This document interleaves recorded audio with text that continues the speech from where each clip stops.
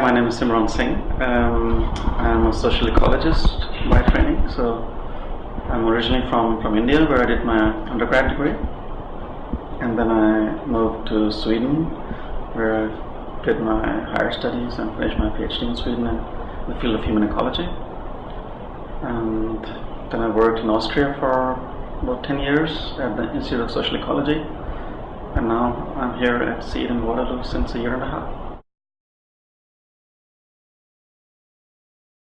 My master's thesis was actually written on an indigenous group of people, the nomads of the Himalayas, so they're called goochers.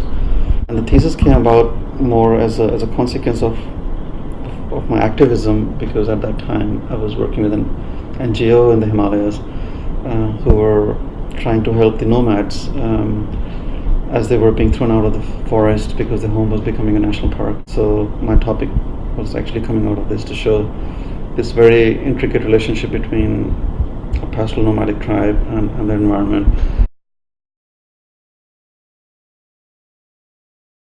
I think it's extremely valuable, not only for the thesis, but I think it's really a great experience which you don't get very often in life. You can really engage with one society, one community, and it makes a beautiful thesis because when you write it makes it easier because you have experienced that so deeply. So it's not something that comes from literature, but you have really been through it.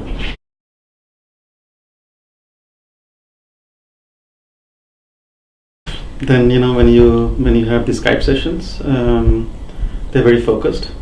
So you skip the social part, and so you can be very effective with time.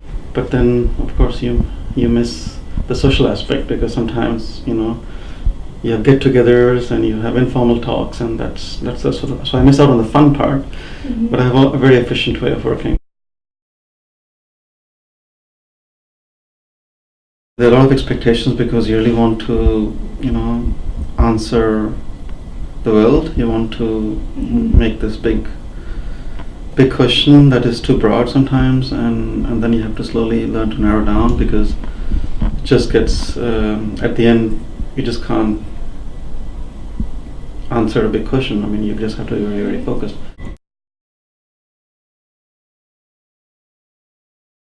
Usually it's good to take a little break, but not too long. I mean, because when you take too long you get out of the material. So what really helps for me is to travel a little bit.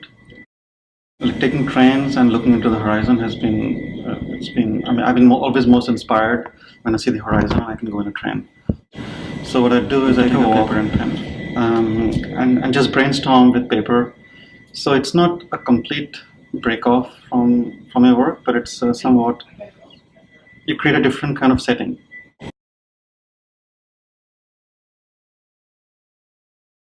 But I would say they should take a lot of tea breaks. Yeah.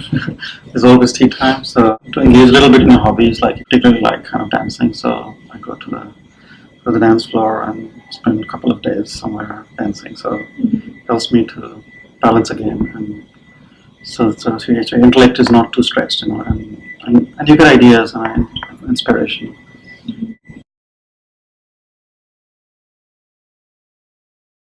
So I would say that my PhD advisor, I also call her my PhD mother.